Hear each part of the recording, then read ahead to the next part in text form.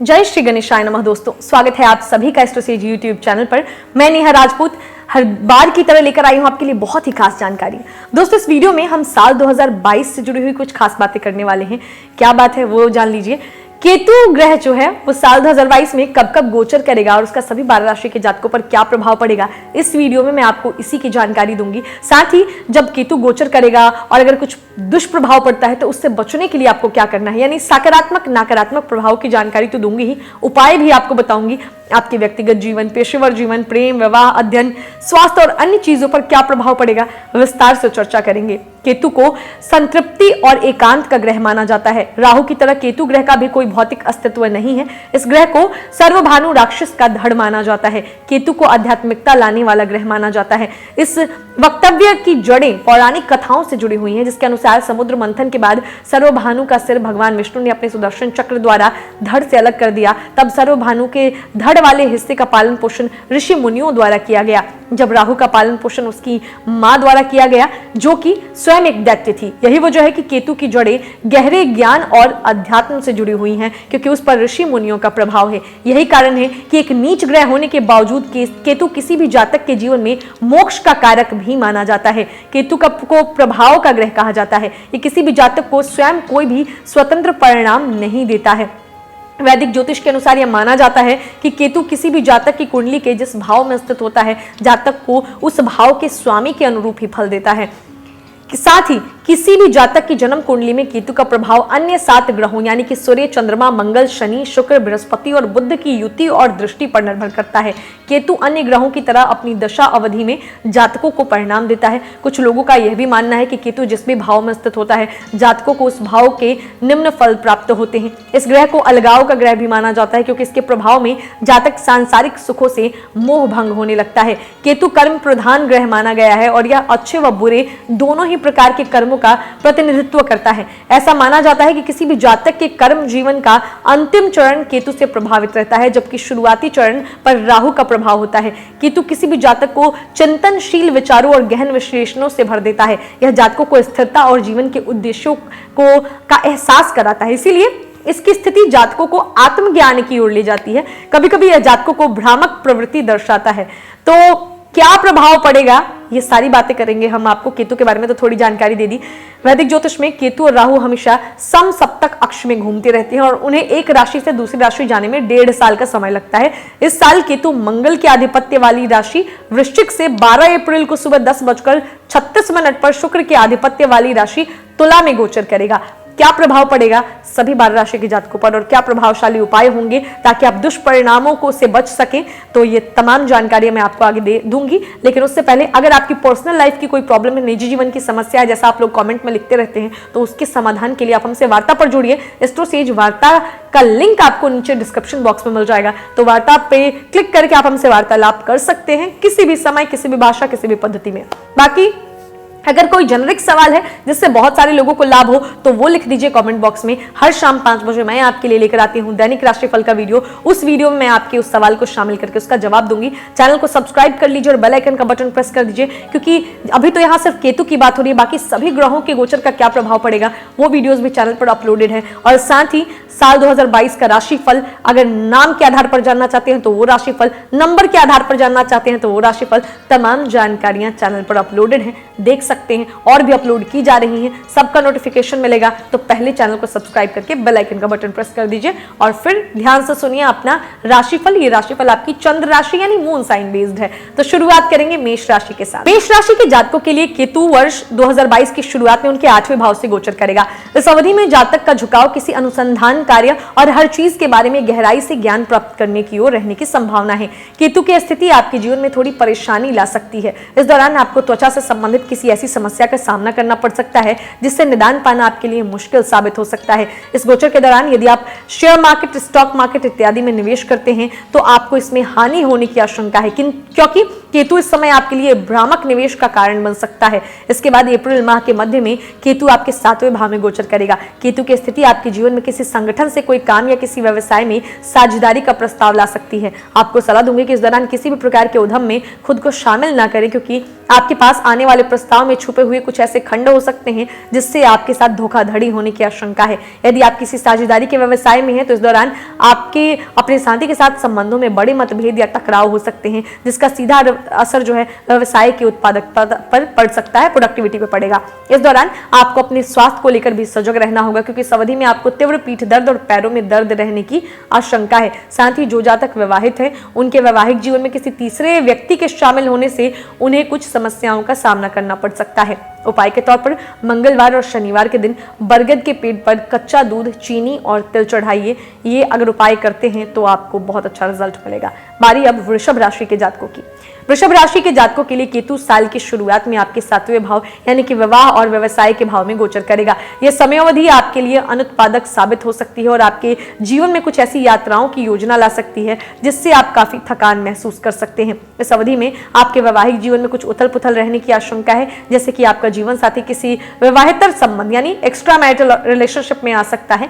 आप अपने व्यक्तिगत जीवन के साथ साथ वैवाहिक जीवन में भी कुछ असंतुष्टि का सामना कर सकते हैं। जो लोग इस दौरान विवाह करने की योजना बना रहे हैं उन्हें अच्छे प्रस्ताव न मिलने की आशंका है। साथ ही उन्हें विवाह करने में कई बाधाओं का सामना भी करना पड़ सकता है। इसके बाद केतु आपके 6ठे भाव में गोचर करेगा। इस अवधि में आपको परेशानियों से लड़ने का जज्बा और सहन शक्ति मिल सकती है। इस दौरान आप अपने शत्रुओं पर विजय प्राप्त करने में सफलता हासिल कर सकते हैं।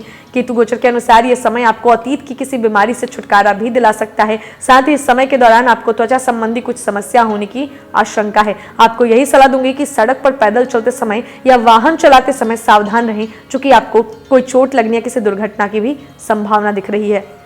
इस अवधि में यदि आपकी कोई सर्जरी होनी है तो आपके लिए समय प्रबल है, आपको उसमें सफलता मिलने की संभावना है। साथ ही कानूनी मामलों में सफलता हासिल करने के लिए समय प्रबल रह सकता है, अर्थात यदि किसी न्यायालय में आपका कोई मामला चल रहा है तो उसमें भी आपको जीत हासिल हो सकती है। इस दौरान आपका अपने नाना नानी से संबंधों में मतभेद का सामना करना पड़ सकता है। आप उनके विचारों और जीवन शैली के खिलाफ पूरी तरह से विद्रोह कर सकते हैं, जिससे उनके स्वास्थ्य में भी गिरावट देखने को मिल सकती है। डॉक्टर्स और वकीलों के लिए गोचर अवधि अनुकूल साबित हो सकती है, क्योंकि वे अपने करियर में वृद्धि और विस्तार देख सकते हैं। उपाय के तौर पर अपने बटुए में चांदी का एक टुकड़ा रखिए, ये आपके लिए बहुत ही आर्थिक विकास करेगा। अब बारी मिथुन राशि के जातकों। इस वर्ष की शुरुआत में केतु मिथुन राशि के जातकों के 6ठे भाव में स्थित रहेगा। यह समय उन छात्रों के लिए अनुकूल साबित हो सकता है जो इस दौरान किसी परीक्षा में बैठने वाले हैं। यह अवधि आपके जुनून में वृद्धि ला सकती है, साथ ही आप किसी भी प्रतियोगिता का सामना करने के सक्षम हो सकते हैं। यह समय चिकित्सा पेशेवरों के लिए भी अनुकूल साबित हो सकता है। जो लोग किसी पुरानी बीमारी से पीड़ित हैं उन्हें इस गोचर काल में स्वास्थ्य लाभ मिलने की संभावना है। आपको अपने अतीत की बीमारियों का भी अच्छा निदान मिल सकता है। इसके अलावा इस दौरान आप अपने स्वास्थ्य को लेकर सजग हो सकते हैं और इसके लिए आप व्यायाम, जिम, भार उठाने जैसे अभ्यास भी कर सकते हैं। इसके बाद अप्रैल माह में केतु आपके 5वें भाव में गोचर करेगा। केतु की स्थिति आपके प्रेम जीवन में थोड़ा नकारात्मक असर ला सकता है। आपके रिश्ते के बीच किसी तीसरे व्यक्ति के शामिल होने की वजह से आपका अपने प्रेमी या प्रेमिका से झगड़ा भी हो सकता है। आप में से कुछ लोग इस समय के दौरान अपने प्रेमी या प्रेमिका द्वारा धोखा या ठगा हुआ भी महसूस कर सकते हैं।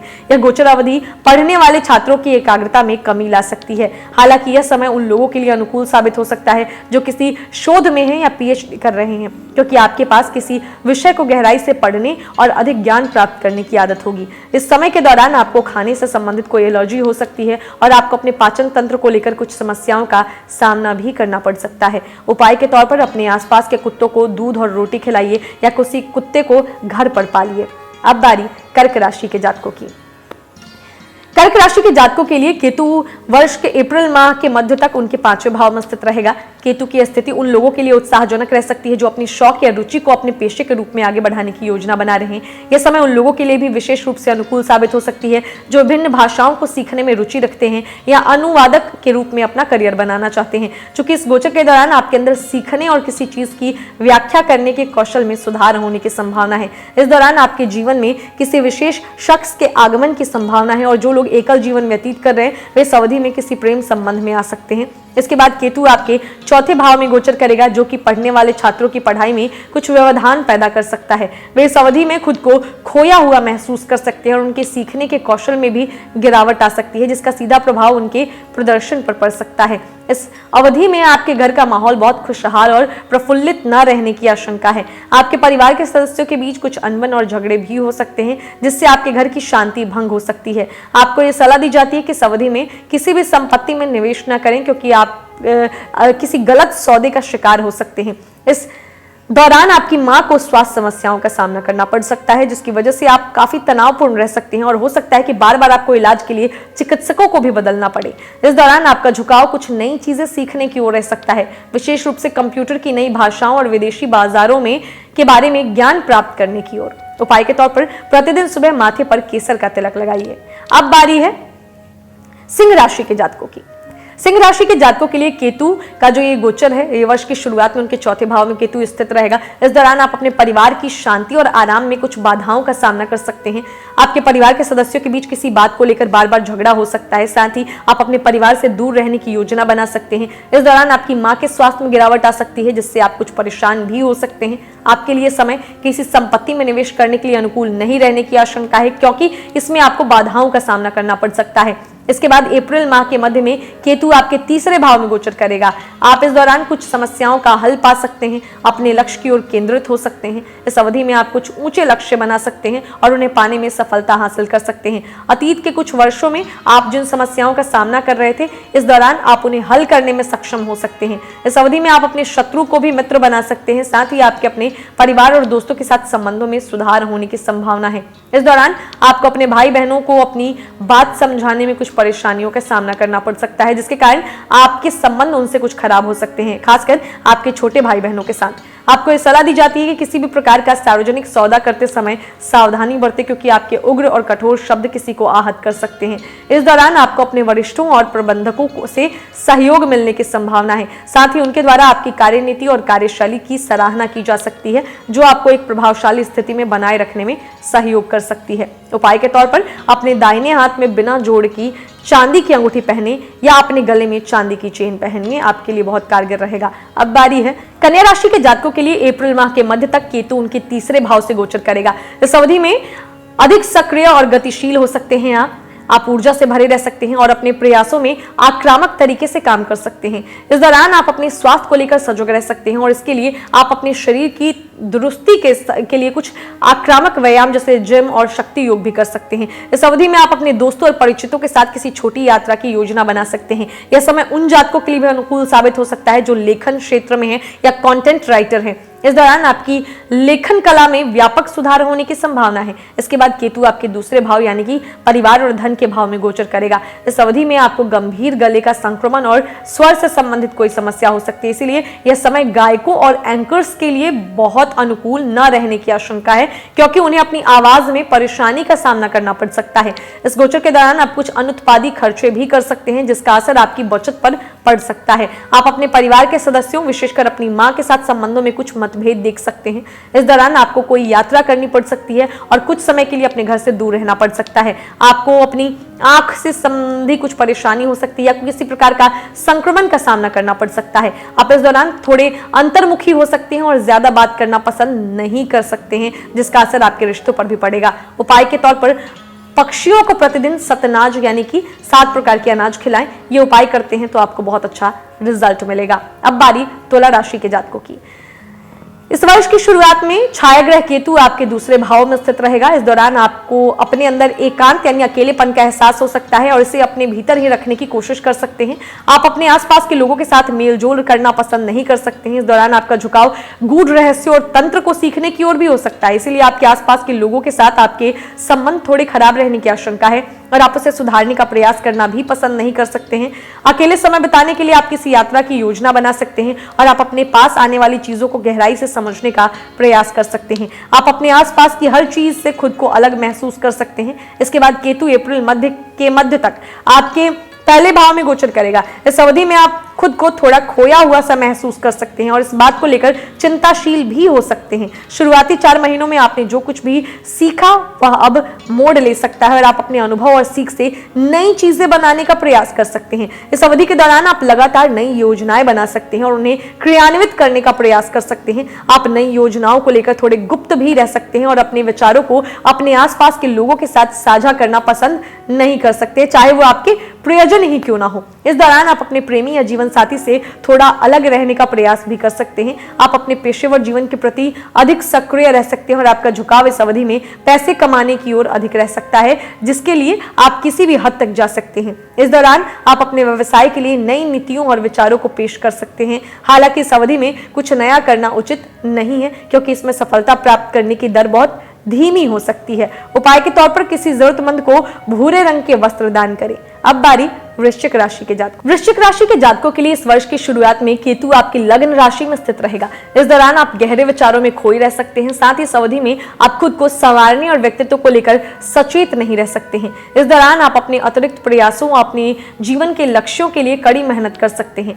जो जातक छात्र हैं उनके लिए अवधि अनुकूल साबित नहीं हो सकती है, क्योंकि इस दौरान वे अपने विषयों को याद रखने में सक्षम नहीं रह सकते हैं। साथ ही उनकी स्मरण शक्ति भी कमजोर होने की आशंका है। उन्हें अपने विषयों को समझने में परेशानी का सामना करना पड़ सकता है और उससे संबंधित कई संदेह भी हो सकते हैं। इसके बाद अप्रैल माह के मध्य में केतु आपके 12वें भाव में गोचर करेगा। यह अवधि आपकी एकाग्रता में सुधार ला सकती है और आप अपने आसपास की चीजों और परिस्थितियों को बेहतर ढंग से समझ सकते हैं। इस दौरान आपका झुकाव समाज के कमजोर वर्ग के उत्थान और दान पुण्य करने की ओर रह सकता है। इस अवधि में आप कहीं दूर दराज के स्थानों पर यात्राओं की योजना बना सकते हैं। आप आध्यात्मिक और पौराणिक महत्व के स्थानों की यात्रा करने की योजना भी बना सकते हैं। इस समय अवधि में जो जातक विदेश जाने की योजना बना रहे हैं उन्हें इस दौरान सफलता हासिल हो सकती है। यह समय उन शोधकर्ताओं के लिए भी अनुकूल साबित हो सकता है जो अस्तित्व की उत्पत्ति को गहराई से जानने की कोशिश कर रहे हैं और ज्ञान प्राप्त करने पर अपना ध्यान केंद्रित कर रहे हैं। तो उपाय के तौर पर प्रतिदिन अपने माथे और गर्दन पर हल्दी का तिलक लगाएं।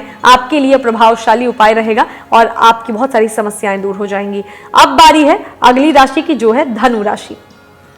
धनु राशि के जातकों के लिए इस वर्ष की शुरुआत में केतु आपके 12वें भाव में स्थित रहेगा। इस दौरान आपका झुकाव मानव जाति की सच्चाई जानने की ओर रह सकता है। साथ ही आप किसी चीज की उत्पत्ति और ज्ञान प्राप्ति के तरीकों के बारे में भी जानने को उत्सुक रहेंगे। इस अवधि के दौरान आप अपने जीवन में कुछ असंतुष्टि महसूस कर सकते हैं और आप भौतिकवादी दुनिया से विचलित भी हो सकते हैं। इस समय अवधि में आप लंबी दूरी की यात्रा भी कर सकते हैं। इस अवधि के दौरान आपके कुछ अनुत्पादक खर्च भी हो सकते हैं। इसके बाद केतु अप्रैल माह के मध्य में आपके 11वें भाव में गोचर करेगा। इस अवधि में आपकी आमदनी में कुछ अनिश्चितता आने की आशंका है। आपका धन विभिन्न संसाधनों पर अटक सकता है। आपको यही सलाह दूंगी कि शेयर बाजार, स्टॉक मार्केट इत्यादि में निवेश न करें, क्योंकि आपको इसमें हानि होने की आशंका है। जो लोग राजनीति में हैं या राजनीति में अपनी किस्मत आजमाने की योजना बना रहे हैं उनके लिए समय अनुकूल साबित होगा। इस दौरान आप उच्च अधिकारी और उच्च पदस्थ लोगों से मुलाकात कर सकते हैं और उनसे अच्छा लाभ अर्जित कर सकते हैं। जो जातक इस दौरान प्रशासनिक नौकरी की ओर नजर गड़ाए हुए हैं उन्हें इस समय के दौरान अच्छे मौके मिलने की संभावना है। इस अवधि में आपको अपने दोस्तों के साथ संबंधों में कुछ बड़े संघर्षों का सामना करना पड़ सकता है, क्योंकि आपको यह शंका हो सकती है कि वे किसी विशेष अवसर पर आपके प्रति वफादार नहीं थे। साथ ही इस लड़ाई में आपको धन या किसी अपनी संपत्ति, कीमती चीज की हानि भी हो सकती है। उपाय के तौर पर मंगलवार के दिन मंदिर में लाल झंडा दान करें। अब बारी है मकर राशि के जातकों की। मकर राशि के जातकों के लिए इस वर्ष की शुरुआत में केतु आपके 11वें भाव से गोचर करेगा। इस दौरान आप एक से अधिक स्रोत से कमाई कर सकते हैं, जो आपका आर्थिक विकास हो सकता है। इस गोचर के दौरान आपका अपने मित्रों और बड़े भाई बहनों के साथ आपके संबंध बहुत सौहार्दपूर्ण नहीं होंगे। आप उनके ज्ञान भरी बातों और सलाह को दरकिनार करने का प्रयास कर सकते हैं। आप इस समय के दौरान सामाजिक मोर्चे पर बहुत अधिक सक्रिय नहीं रह सकते हैं और अपना अधिकांश समय काम करने या नई चीजें सीखने में व्यतीत कर सकते हैं। आप बहुत महत्वाकांक्षी हो सकते हैं और इस समय अवधि के दौरान अधिक काम करने और कमाई करने का प्रयास कर सकते हैं। इसके बाद अप्रैल के महीने में केतु आपके 10वें भाव में गोचर करेगा, जो कि आपके काम के प्रति जुनून और गतिशीलता में वृद्धि ला सकता है। इस अवधि में आप अपने पेशेवर मोर्चे पर कमान हासिल करने की कोशिश कर सकते हैं और अपने सहकर्मियों के साथ व्यवहार में थोड़ा कठोर भी हो सकते हैं। इससे आपके कार्यस्थल पर आपकी प्रतिष्ठा प्रभावित हो सकती है और आपके सहकर्मी आपके प्रति थोड़ा नकारात्मक हो सकते हैं। बेशक आपके पेशेवर जीवन में लगातार बढ़ोतरी हो सकती है, मगर आप अपने करियर को लेकर संतोषजनक नहीं रह सकते हैं। इस समयावधि के दौरान आप अपने कार्य को बदलने का भी विचार कर सकते हैं। आपके संबंध अपने अधिकारियों के साथ बहुत सौहार्दपूर्ण न रहने की आशंका है और वे आपके इरादों पर संदेह भी कर सकते हैं। जो लोग व्यवसाय के मालिक हैं उन्हें व्यवसाय के विस्तार के लिए बड़ी मात्रा में निवेश न करने की सलाह दी जाती है, क्योंकि इस दौरान आपको अनुकूल परिणाम नहीं मिलने की आशंका है। इस गोचर के दौरान आपको अपने मौजूदा कार्यों पर ध्यान देने की जरूरत है, क्योंकि यह आपके लिए तुलनात्मक रूप से अच्छा साबित हो सकता है। उपाय के तौर पर प्रतिदिन नियमित रूप से पानी में 1 चम्मच शहद मिलाकर पिएं। अब बारी कुंभ राशि के जातकों की। कुंभ राशि के जातकों के लिए इस वर्ष की शुरुआत में केतु उनके 10वें भाव यानी कि व्यवसाय और कर्म के भाव में स्थित रहेगा। केतु की स्थिति आपके पेशेवर जीवन में कुछ प्रमुख बदलाव ला सकती है। आप कामयाबी हासिल करने में सफल हो सकते हैं और इस समय के दौरान पूरी ताकत और ऊर्जा के साथ काम कर सकते हैं। साथ ही आप अपने काम करने के आक्रामक तरीके से कई दुश्मन बना सकते हैं, जिससे आपको अपने कार्यस्थल पर किसी प्रकार की राजनीति का सामना करना पड़ सकता है। इस दौरान आपके अपने से नीचे के कर्मचारियों के साथ संबंध बहुत सौहार्दपूर्ण नहीं रह सकते हैं और वे लगातार आपके खिलाफ साजिश रच सकते हैं। इसके बाद अप्रैल माह में केतु आपके 9वें भाव यानी कि भाग्य, यश और धर्म के भाव में गोचर करेगा।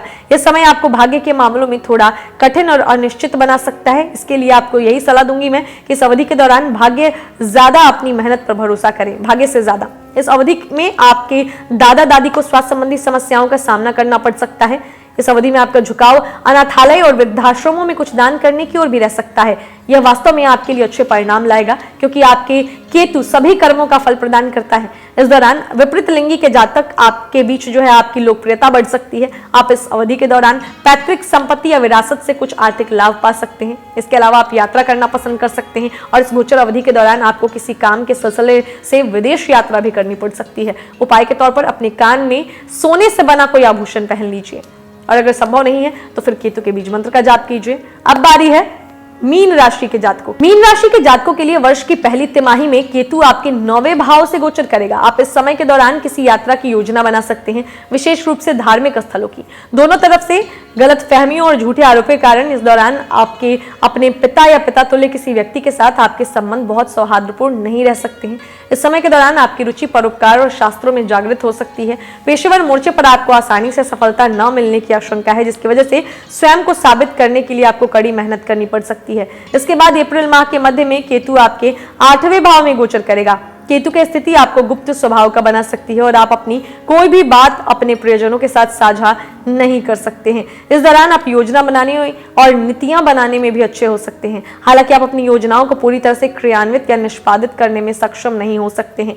आप इस समय अवधि में कुछ छिपे हुए और अवैध स्रोतों से धन कमा सकते हैं। आपको यह सलाह दी जाती है कि इस प्रकार से धन कमाने की ओर ना भागें, क्योंकि लंबे समय तक ऐसा करने से आपको बड़े नुकसान का सामना करना पड़ सकता है। साथ ही आपको ऐसी किसी भी योजना में निवेश करने से बचना चाहिए जो सट्टा बाजार से जुड़ी हो, यानी शेयर मार्केट या स्टॉक मार्केट इत्यादि से जुड़ी हो, क्योंकि ऐसा करने से आपको भारी नुकसान का सामना करना पड़ सकता है और आप आर्थिक दबाव भी अपने ऊपर बढ़ा लेंगे। इस अवधि में आपको कुछ त्वचा रोग और जीवाणु संक्रमण से जुड़ी समस्याओं का सामना करना पड़ सकता है।